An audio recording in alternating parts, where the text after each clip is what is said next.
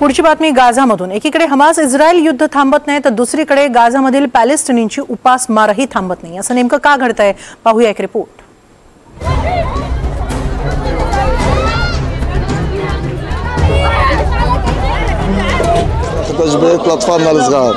आम्ही गेल्या 3 तासांपासून आमच्या लहानग्यांसाठी अन्न आणण्यासाठी वाट पाहतो, मात्र इथं ना पैसे आहेत ना अन्न।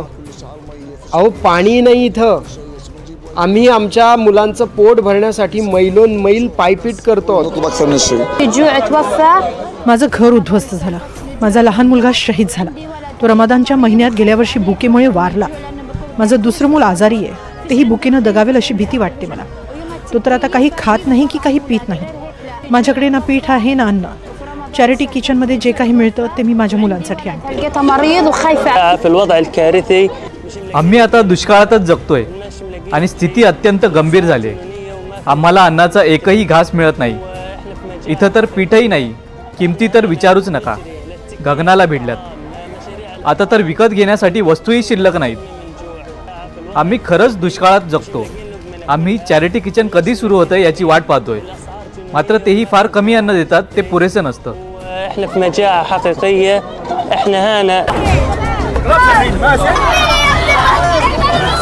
रोज अन्नासाठी संघर्ष करणाऱ्या पॅलेस्टिनींच्या या काही प्रातिनिधिक प्रतिक्रिया। गाझामध्ये अद्याप पुरेशी मदत पोहोचत नाहीये, त्यामुळे प्रचंड अन्न टंचाई निर्माण झाली आहे। अन्न वितरणावर अजूनही इस्रायलचं नियंत्रण आहे, त्यामुळे ही परिस्थिती उद्भवत असल्याचा आरोप पॅलेस्टिनी करतायत। अन्नासाठी रोजच चॅरिटी किचनजवळ नागरिकांची गर्दी वाढतीये। हातात एक रिकामं पातेलं घेऊन अन्न कधी मिळेल याची हताश नजरेनं हे नागरिक वाट पाहत असतात। यात महिला आणि लहान मुलांचा अधिक समावेश आहे आणि हे रोजचंच चित्र झालंय। रडवेल्या चेहऱ्यांनी ते अन्नाची वाट पाहत असतात।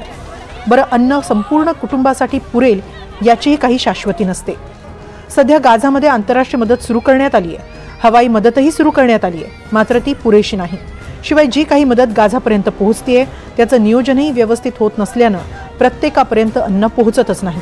दरम्यान उपासमारीमुळे होणाऱ्या मृत्यूंच्या वाढत्या वृत्तांनंतर इस्रायलच्या लष्करानं शनिवारी रात्रीपासून गाझामध्ये मदतीचे पॅकेज हवाई मार्गे टाकण्यास सुरुवात होईल आणि संयुक्त राष्ट्रांच्या काफिल्यांसाठी मानवतावादी कॉरिडॉर स्थापन केले जातील अशी घोषणा केली। इस्रायलनं मदतीवर काही निर्बंध घातलेले आहेत, त्यामुळे अनेक महिन्यांपूर्वीच काही तज्ज्ञांनी गाझामध्ये अन्न टंचाईचा इशारा दिला होता। त्यानंतर बरीच आंतरराष्ट्रीय टीकाही झाली। त्यानंतर शनिवारी उशिरा इस्रायलनं निवेदन जारी करत मदत वाढवण्यात येईल अशी माहिती दिली आहे। मात्र अलीकडच्या आठवड्यात अन्न वितरण स्थळांपर्यंत पोहोचवण्याचा प्रयत्न करताना शेकडो पॅलेस्टिनी लोकांचा मृत्यू झाल्यानंही आंतरराष्ट्रीय दबाव वाढलाय। अगदी इस्रायलच्या मित्र राष्ट्रांनीही यावर टीका केली आहे। उपासमारीमुळे आणि अशा अन्न वितरणावरील गोळीबारांमुळे अनेक गाझावासियांचा मृत्यू झालाय। 27 मे पासून ते आजवर 1760 गाझावासीय अशा हल्ल्यांमध्ये मारले गेल्याची माहिती संयुक्त राष्ट्रांच्या मानवाधिकार संस्थेनं दिली आहे। यातील 766 नागरिक अन्न वितरण केंद्रांकडे जात असताना दगावले, तर 994 जण इतर अन्न वितरण केंद्रांवर अन्न घेताना दगावले। उपासमारीमुळे देखील शेकडो पॅलेस्टिनींचा मृत्यू होतोय। यातच गाझावासियांना शुद्ध पाणीही मिळत नसल्यानं रोगराई देखील वाढतीये, त्यामुळे अनेकांच्या मृत्यूची भीती संयुक्त राष्ट्र संघटनेनं व्यक्त केली आहे। दुसरीकडे इस्रायलकडून अद्याप हल्ले थांबलेले नाहीत। गेल्या 24 तासात झालेल्या हल्ल्यांमुळे 51 नागरिकांचा मृत्यू झाला, तर 369 नागरिक जखमी झाले। यात महिला आणि लहान मुलांचाही समावेश आहे। 2023 मध्ये युद्ध सुरू झाल्यापासून गेल्या 22 महिन्यांमध्ये गाझामधील मृतांचा आकडा 61,827 पर्यंत गेल्याची माहिती गाझा आरोग्य विभागानं दिली आहे, तर 1,55,275 जण जखमी झाले। अर्थात यात हमासचे सैनिक किती आणि नागरिक किती याबाबत माहिती देण्यात आलेली नाही, तर इस्रायलनं आम्ही केवळ दहशतवादी लपलेल्या ठिकाणांनाच लक्ष्य करत असल्याचा दावा केलाय। एकूणच एकीकडे हवाई हल्ल्यांमध्ये पॅलेस्टिनींचा मृत्यू होतोय, हे हल्ले रोजच सुरू असतात, तर दुसरीकडे अन्नाच्या शोधात आणि अन्नाविना अनेकांचा मृत्यू सुरूच आहे।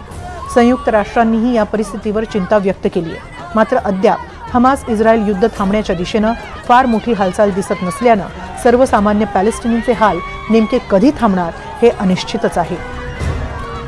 Bureau report, NDTV Marathi.